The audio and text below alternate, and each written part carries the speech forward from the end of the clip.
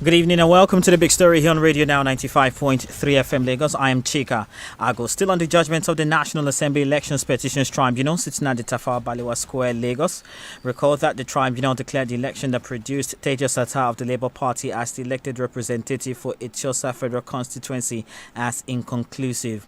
It also ordered the Independent National Electoral Commission to withdraw the certificate of return issued to Atta and conduct a supplementary election within 90 days in 33 polling units where it was discovered that elections did not hold.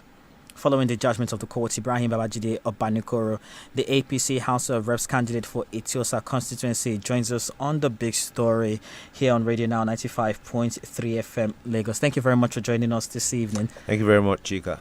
Glad you can join us this evening on the big story. I want to first of all start by getting your reaction to the judgment that was handed down by the tribunal last week. Well, to my understanding and to my belief, that's a plausible judgment, simply because we went there we cried to them and they listened to our cries and they took their time to look at the documents in front of them, and the documents spoke for themselves, and I believe that's what guided their decision to rule that the election was indeed inconclusive. Right. I mean, but the numbers are staggering, right? As many as 30,000 people not voting. Voting not taking place in 33 polling units, across Etiosa constituency. How do you reflect on these numbers? What did they mean to you? It's actually about 42 polling units, not 33, and it's that's one of the reasons why we went to court, because we felt a lot of people were disfranchised from voting, and these are people that are willing to vote. They took their time to go and get registered to vote. They took their time to went back to get their PVCs, and they were ready to vote. But unfortunately, on that day, in some places, INEC was just not able to get there. There was no. I mean, tell us what was your own experience? Because I mean, what did you see when you went out that day? What were some of the things you were accosted with? My polling unit was fine. We voted accordingly in my polling unit, and majority of the polling units around me here in Ikoyi, there was no issues.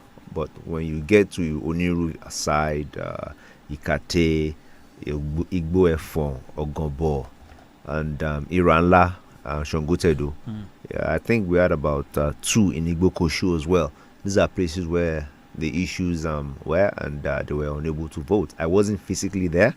But from the reports from our agents and from documents issued by INEC from EC 40G, which simply says that election did not hold in these polling units.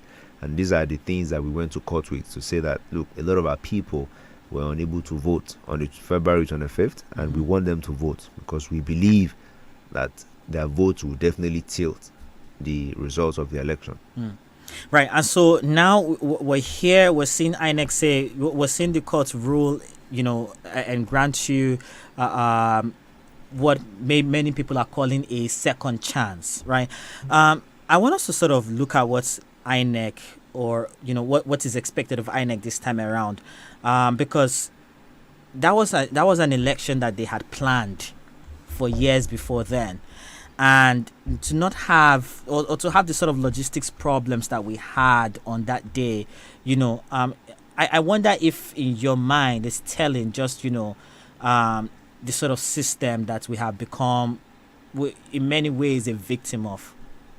Well, I'm not going to take credit away from INEC. I want to believe they tried their best. But unfortunately, I guess the best was not just enough, and I know I can't speak for them, but I know that they also have learned their mistakes from the last election, and I'm sure they'll be ready to do better.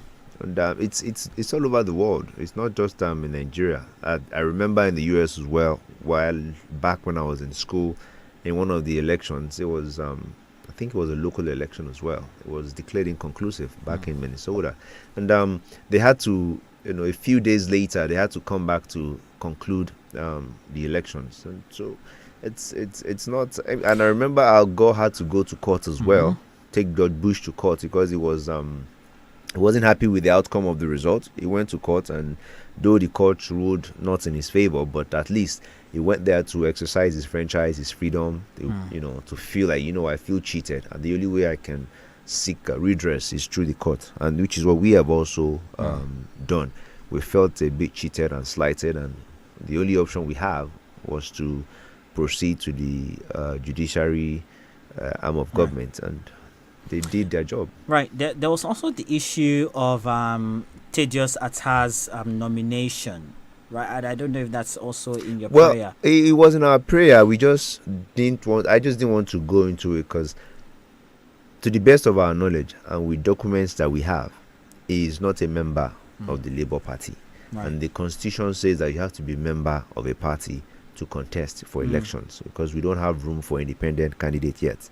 And the documents are there in front of the judges as well. But to the best of their wisdom, they decided it's a pre-election matter, meaning it's an internal affair that we have, that it's none of our business. And I just feel it's a bit unfair, because if some of us subject ourselves to the rigorous process of electioneering, and then some people just come through the back door or cut short the process just to be on the ballot, I think it's setting a bad precedent, because we're saying no independent candidates, but at the same time we're giving room for some people to just go in through the court to get onto the ballot.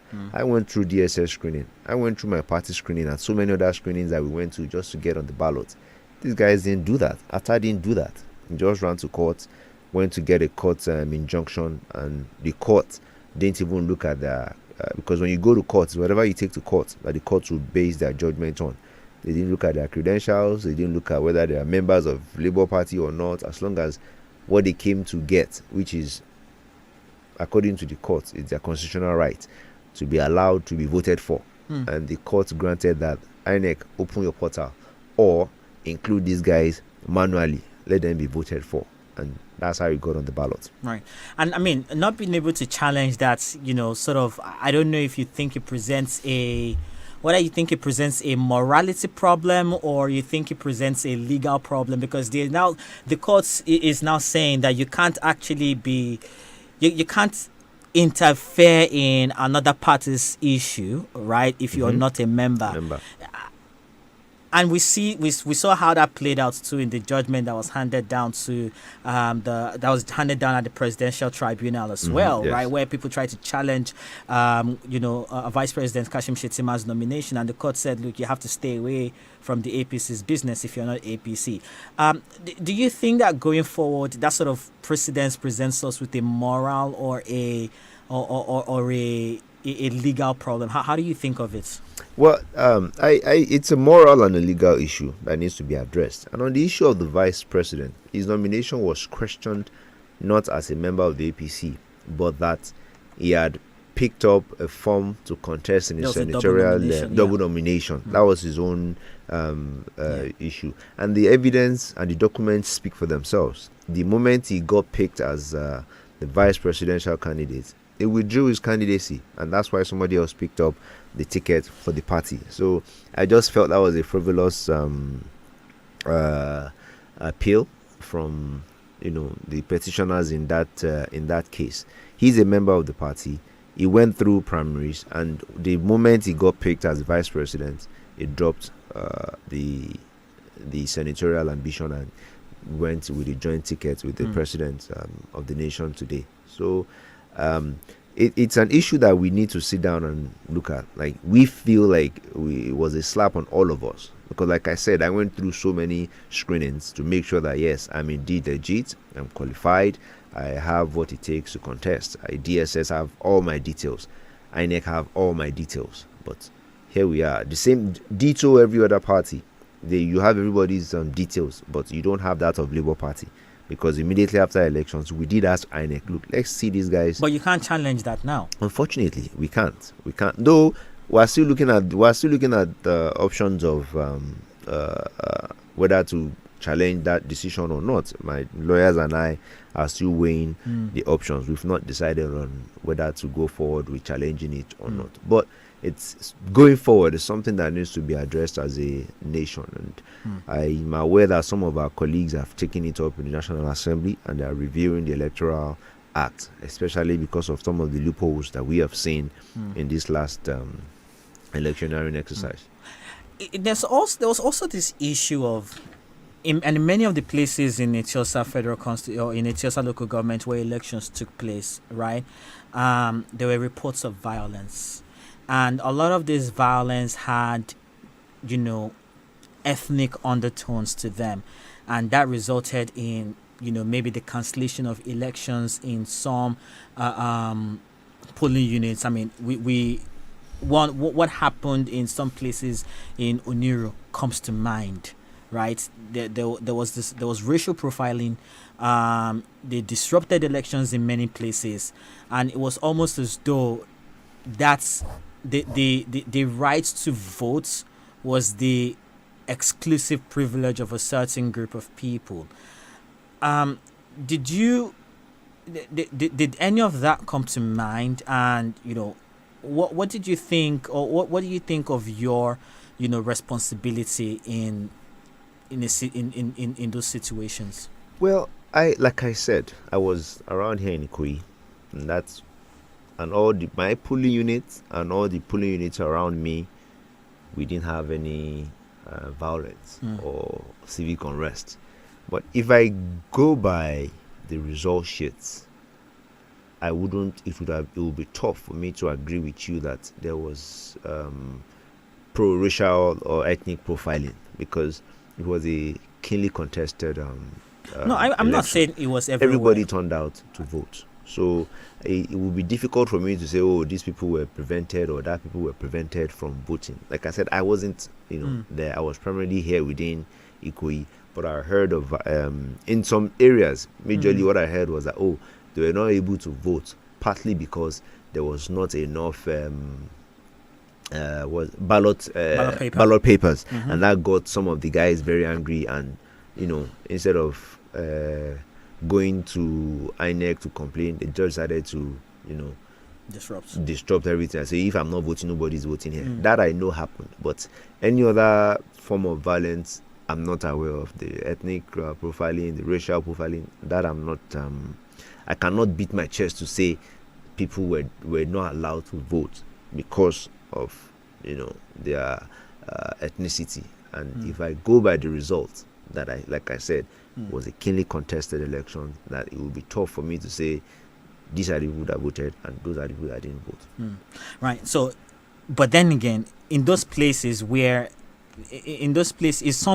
where these things occurred, do you perhaps think that there is a way in which our elections bring out what many people would say is the worst in us, right? Because we seem to live together every other day, but the moment it's time for us to choose the person who is supposed to work for our collective good, we flip on ourselves. And I wonder if there's something particular that there's something that we do or not do as a people that contributes to that. Well, if you had to ask me, everything would boil down to interest. Interest drives men, and the moment our interests don't align, we're going to clash, and that's pretty much what politics is all about all over the world. It's all about interest. Right. Even in your family, the politics within the family, once your interests don't align with that of your brother or your sister, you find yourselves banging heads, and that's pretty much what politics is, pretty much what election is about. So on election day, we all have interests. You're supporting party A, she's supporting party B, and the moment election is coming closer on election day, you are not my friend, I'm not your friend. Immediately after election, we become friends again. But at that moment, our interest is clashing, and my interest have to supersede your interest.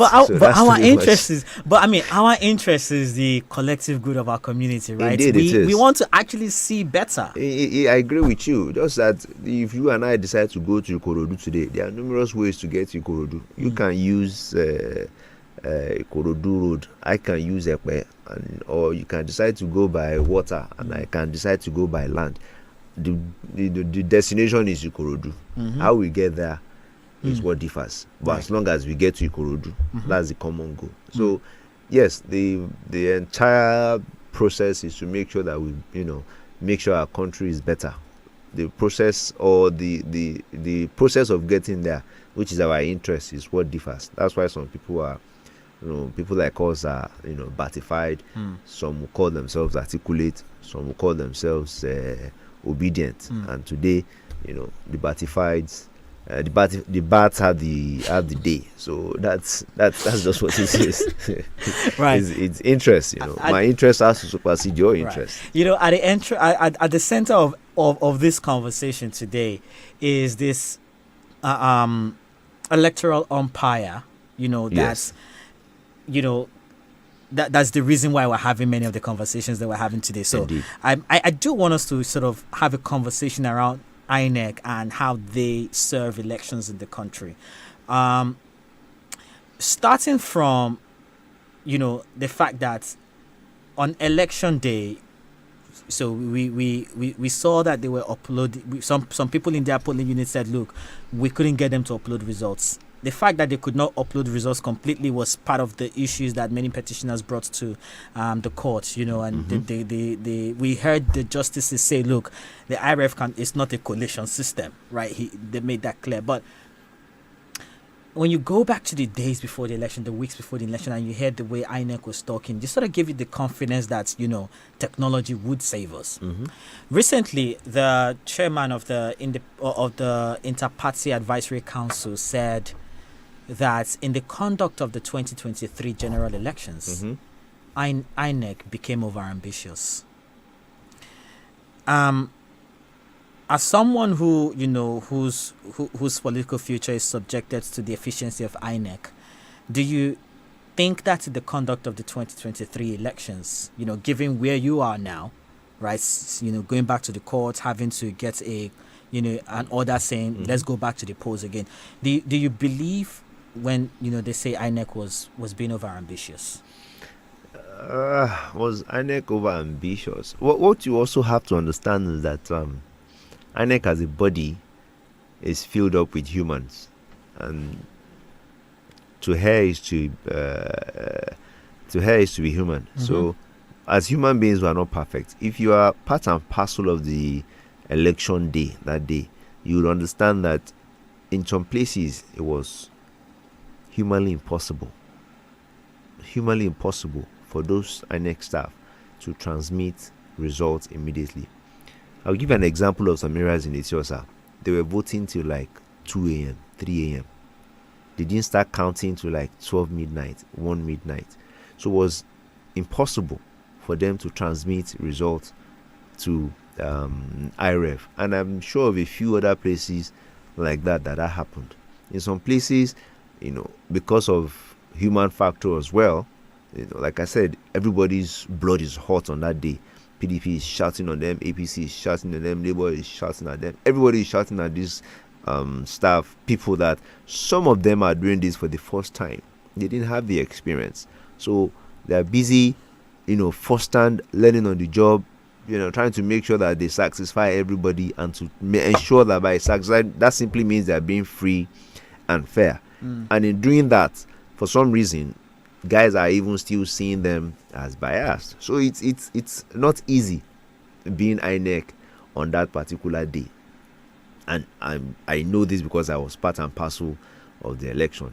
In my own polling unit, as peaceful as my polling unit was, we still had issues where some people were still shouting them, why are they being slow? Why can't they, forget this process? And they are telling you no process can be forgotten or left. They have to do it in accordance to how they've been briefed in their office, so that nobody will come and start saying they didn't do this, they didn't do that. So it was a bit tough to expect them to transmit, and I'm sure maybe the INEC chairman too didn't expect that, or they didn't factor that into their meetings, that look, we might have these challenges to transmit almost immediately. But if I go back, the election was held on Saturday. By Monday, Tuesday, a lot of the results from Ethiopia had been uploaded on IRF by Monday, Tuesday, because I know that some of the results we also got them from the IRF. some of the EC40G forms, we got it from IREV. So I wouldn't give them, I won't crucify them, but they can do better. All right. And in the spirit of doing better, INEC has, well, from the day that they were given the judgment, they had 90 days to conduct fresh elections, right? Have you been in touch with INEC? Has there been any official communications to you as to what's going to happen? What's the timeline of events that you've been given? Well, it's election within 90 days. Now, we don't know if the respondents are going to appeal.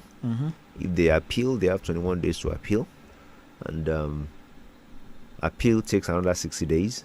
So it's after that 60 days that the 90 days to election will start counting. So as we speak now, there's still a 21 days, well, less than 21 days now, window for us to find out if they're going to appeal or not. If they don't appeal, and after that 21 days, we're going to notify INEC that this judgment has been given. And the 90 days will start counting from the 11th of September that we got judgment. All right. And where does that leave, your expectation of them? Because, like you said, there are many places, where INEC couldn't get to. So it's a logistical nightmare. We noticed that was out on the field. I saw these things myself. It's a logistical nightmare trying to, get these things done. But now it's all eyes on Etiosa. There's a lot of attention. There's a lot of focus. That's the one place where Labour Party did, managed to take a win in Lagos, right? That has been historically with your party. So what are your expectations of the electoral umpire, going into this one? Seeing that it's just 42 polling units, I think they have the muscle to ensure that it's a seamless election. So I don't have any worries that of INEC conducting 42 polling units successfully. I don't have any worries about that. So I expect them to come out with their A game and to remain on their A game from the beginning of the exercise to the end of it. Right. I mean, there's definitely a whole lot that we have to talk to you about. Unfortunately, we can't sort of go into details of your campaign just yet because INEC hasn't given the go ahead. Yes. Right. To do that, but we'll continue to keep in touch with you, and hopefully we'll learn just what other activities you've got planned in the weeks or days leading up to this election. So I want to say thank you very much for stopping by this Thank evening. you. Absolutely appreciate you. My guest this evening on The Big Story is Ibrahim Babajide Obanikoro. He is the All Progressives Congress House of Representative member for House of Representative candidate for Etiosa Federal Constituency. But he was also the member, The Ninth Assembly. or the Ninth Assembly, representing Etiosa Federal Constituency at the House of Assembly. Again, Mr. National Obanikoro, Assembly. at the National Assembly. I beg your pardon. Mr. Obanikoro, thank you very much. Appreciate you stepping by. Thank you for having me. Thank you for all that you do for our community, and thank you for representing the youths in a positive light. Thank you very much. Thank Mr. you. Babajide Obanikoro here on The Big Story on Radio Now 95.3 FM Lagos. Stay with us. Good evening.